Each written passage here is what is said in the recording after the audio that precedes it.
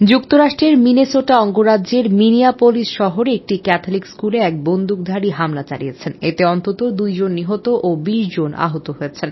পরে ওই বন্দুকধারী নিজের গুলিতে আত্মঘাতী হন। পুলিশ জানায় ওই বন্দুকধারী কালো পোশাকে ছিলেন এবং তার হাতে ছিল একটি রাইফেল।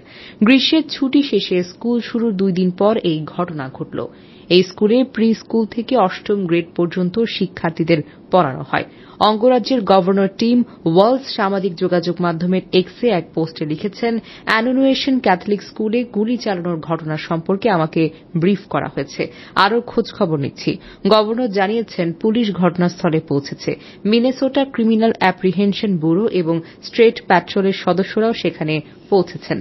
মিনিয়াপোলিসের মেয়র জ্যাকোফ্রে বলেছেন, তিনি দক্ষিণ মিনিয়াপোলিসে ভয়ানক সহিংসতার খবরের আজও খোঁজখবর নিয়েছেন। জরুরি বিভাগের কর্মীরা ঘটনাস্থলে পৌঁছতে শুরু করেছেন বলেও জানান তিনি। বিবিসির যুক্তরাষ্ট্রের অংশীদার সিএসবিএস নিউজের প্রতিবেদনে বলা হয়েছে, 53তম এভিনিউ ও ব্রায়ান্ট এভিনিউ সাউথে কয়েকটি অ্যাম্বুলেন্স উপস্থিত হয়েছে। ঘটনাস্থলে যুক্তরাষ্ট্রের কেন্দ্রীয় তদন্ত সংস্থা ও অঙ্গরাজ্যের পুলিশ এবং মিনিয়াপোলিস পুলিশের সদস্যরাও কাজ করছেন। স্থানীয় পুলিশ বিবিসিকে জানিয়েছে, বন্দুকধারী নিহত হয়েছেন।